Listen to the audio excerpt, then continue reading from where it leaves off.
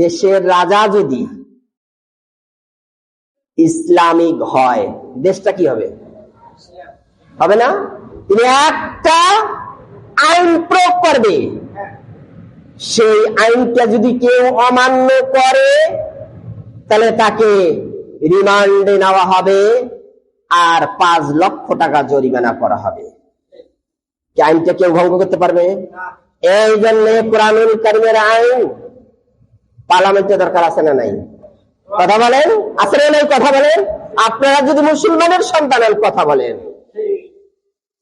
কি দরকার আছে না? যদি নামাজের আইন যদি আমাদের দেশে পার্লামেন্টে কায়েম হয়, 10 বছর বয়স হলে নামাজ পড়া ফরজ, নামাজ পড়তে হবে। যদি কোনো ব্যক্তি নামাজ না পড়ে তাহলে তার 5 লক্ষ টাকা জরিমানা এবং রিমান্ডে নেওয়া হবে। কি এইরকম মসজিদ থাকবে? কথা বলেন। এরকম আরো 5টা মসজিদের দরকার আছে না নাই? কথা বলেন। যদি রাজা একটা আদেশ করে, কিন্তু আদেশ তো করে না, করে কি? কেন করে না? এর মধ্যে কিন্তু আছে।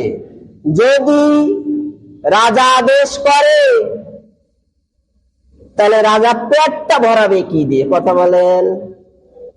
মন্ত্রী পরিষদ পেটটা ভরাবে কি দিয়ে? টাকার পাহাড় স্তূপ বিদেশে পাচার করতেছে, ঠিক কিনা? কথা বলেন।